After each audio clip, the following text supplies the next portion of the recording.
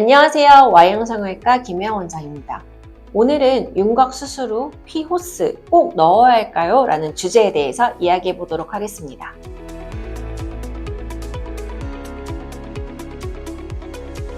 윤곽 수술 후에 피호스를 넣는 이유는 수술 부위에 고일 수 있는 피나 삼출액 등을 밖으로 빼주기 위해서인데요. 피를 빼줌으로써 붓기가 더 빨리 감소되고 통증은 더 적어집니다. 피가 안에서 나면서 계속 고이게 되면 이것으로 인한 압박으로 통증이 심해질 수 있고 부기가 가라앉는 시간이 더 오래 걸릴 수 있고 피 안에는 영양 성분이 많기 때문에 피가 오랫동안 고여 있으면 이게 염증을 만들 수 있는 가능성도 생기게 됩니다. 그래서 피호스는 일종의 이런 부작용들을 막기 위한 예방 장치라고 생각하시면 될 것 같습니다.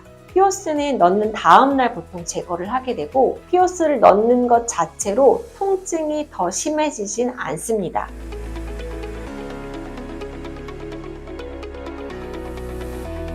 네, 모든 수술에 피호스를 넣는 건 아닙니다.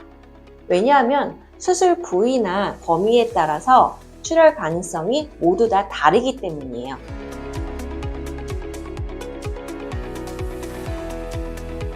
간단하게 생각하면 뼈를 자른 단면이 있으면 그 부분에서 출혈이 있을 수 있는데 뼈를 자르고 나서 다시 재접착하는 경우에는 피가 크게 나지 않기 때문에 피호스가 필요 없는 경우라고 생각하면 되겠습니다. 예를 들어서 광대 수술의 경우 뼈를 자른 후 다시 자리를 잡아서 재고정하기 때문에 자른 단면이 크게 노출되지 않아 이런 경우는 피호스를 넣을 필요가 없겠습니다. 압턱 수술 또한 뼈를 자른 후 앞으로 살짝 내어 재고정을 하기 때문에 피호스를 넣지 않고 압턱 축소술의 경우라 하더라도 뼈를 자른 단면의 부위 자체가 넓지 않기 때문에 피가 날 가능성이 적어 이런 경우도 피호스를 넣을 필요가 없습니다.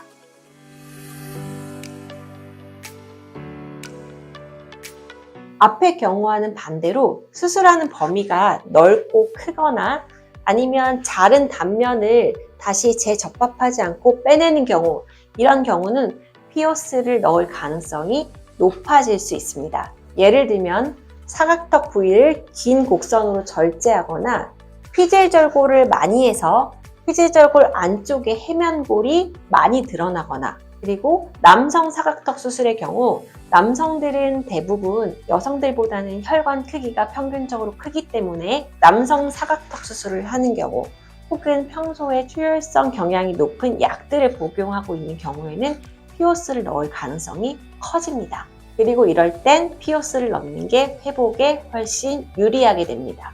원장님, 저 근데 자기는 피호스 안 넣는다고 광고하는 거 봤거든요. 절대. 여기서 중요한 포인트 하나.